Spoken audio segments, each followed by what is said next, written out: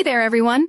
I'm thrilled to have you all here as we explore a fascinating topic that is at the intersection of technology, corporate ethics, and national security. Today, we'll dive into Microsoft's decision regarding an AI application called Deepseek, developed by a Chinese startup. This situation presents some intriguing questions and concerns related to data security and the influence of propaganda.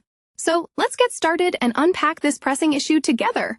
Imagine this. You're browsing through an app store and stumble upon a cutting-edge AI tool that promises to revolutionize your daily tasks. Now, how many of you would openly embrace using that app without a second thought? If you're like most people, you'd probably hesitate and consider the implications. Microsoft, under the leadership of its president, Brad Smith, has made a bold move, deciding not to allow its employees to use Deepseek.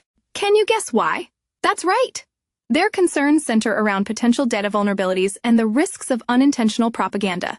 It's a great moment to reflect. What would you prioritize, convenience or security? Let's keep that thought in mind as we dive deeper. In a recent Senate hearing on the competition between the US and China in AI technology, Smith stated that the company is particularly cautious about the data that might be funneled back to China through such applications. Doesn't that make you think about your own choices? Every time we grant apps access to our data, we're essentially opening the door to various risks. So, how do we find the balance between leveraging innovation and protecting ourselves from potential threats? By stating that Microsoft doesn't carry Deepseek in its App Store, Smith is sending a strong message about the company's commitment to safeguarding its workforce and users from possible manipulation or surveillance. Think about it.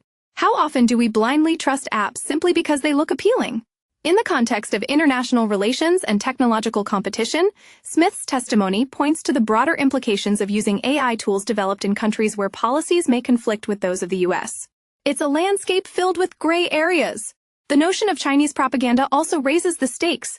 It's not just about the company's internal policies, but about the narrative they choose to support or oppose. This crossover of tech and politics can significantly impact public perception and trust. Now, I want you to pause and consider your own digital footprint. What apps do you use daily, and how much do you know about their origins? Are you aware of any controversies surrounding them?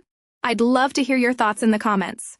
Make sure to stick around because there's so much more to delve into. Let's also think about how this impacts the relationship between the US and China in the context of technology. When one of the largest tech companies openly shuns a competitor's product due to security concerns, it certainly raises eyebrows. The competitive race in AI is fierce, and decisions like this one could set important precedents. How do we innovate while staying secure? This isn't just a question for Microsoft, but for every tech company out there. Are they all equally set up to navigate these murky waters? Information security is at the forefront of everyone's minds, and with good reason. Who loves their online privacy? Everyone raises a hand, right? As we wrap up this discussion, remember that the main takeaway here is crucial. Staying informed is power. Microsoft's stance is not just a corporate decision. It's a reflection of broader concerns that we all should be thinking about. Every decision you make in the digital landscape could have far-reaching implications. So, don't forget to think critically about the technology you engage with. I hope you all found this insightful. If you enjoy topics like this one, make sure to subscribe to our channel for more engaging content. Stay safe, stay curious, and keep questioning the world around you. Thanks for listening, and until next time, take care.